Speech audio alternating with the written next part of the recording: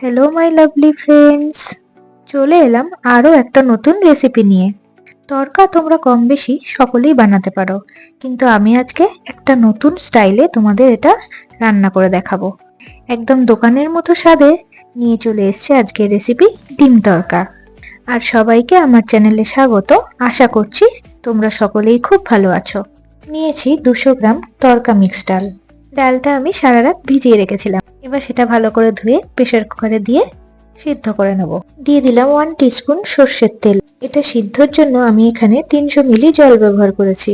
এবার একটি কড়াইতে 1 টেবিল স্পুন সর্ষের তেল গরম করে তাতে দিয়ে দিলাম রসুন ও লঙ্কা কুচি। এবার এটাকে নাড়াচাড়া করে কিছুক্ষণ ভেজে নিয়েই তাতে দিয়ে দিলাম হাফ টিস্পুন আদা বাটা। একই সাথে দিয়ে দিচ্ছি 3টি পেঁয়াজ কুচি। এখন পেঁয়াজটাকে ততক্ষণ পর্যন্ত নাড়িয়ে চাড়িয়ে ভেজে নিতে হবে যতক্ষণ না পেঁয়াজটার কালার চেঞ্জ হয়ে ব্রাউন হয়ে যাচ্ছে। আমি এই পুরো রান্নাটা গ্যাসের ফ্লেম মিডিয়াম টু লোতে রেখেই করব। পেঁয়াজটার কালার চেঞ্জ হয়ে গেলেই এর মধ্যে দিয়ে দিলাম একটি টমেটো কুচি।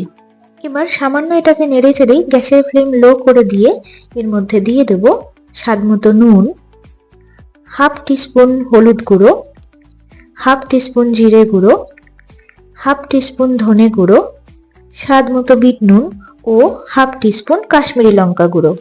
তড়কা রান্নায় বিট নুন ব্যবহার করলে এর স্বাদ দ্বিগুণ হয়ে যায়। আর যদি বিট নুন বাড়িতে না থাকে তাহলে এটা স্কিপও করতে পারো। এখন সব মশলা ভালো করে নেড়ে ছেড়ে কষিয়ে নিতে হবে যতক্ষণ না মশলাটার থেকে তেল ছেড়ে দিচ্ছে। মশলাটা কষা হয়ে গেলে মাঝখানটা ফাঁকা করে এর মধ্যে দিয়ে দিলাম 2 টিস্পুন সর্ষের তেল।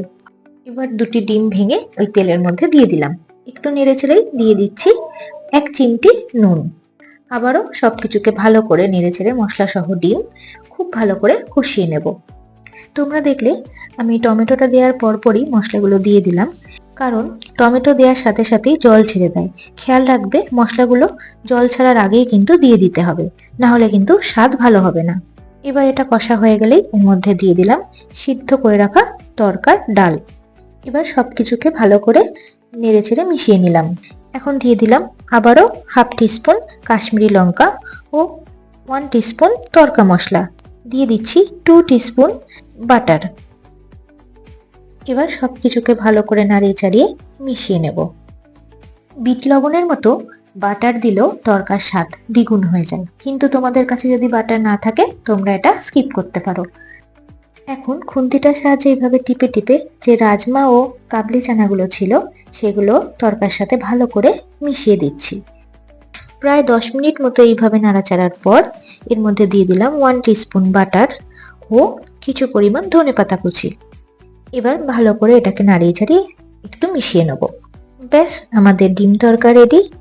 আমার আজকের এই রেসিপিটা আশা করি তোমাদের ভালো লাগবে। যদি ভালো লেগে থাকে তাহলে ভিডিওটিতে একটি লাইক, কমেন্ট ও শেয়ার করবেন।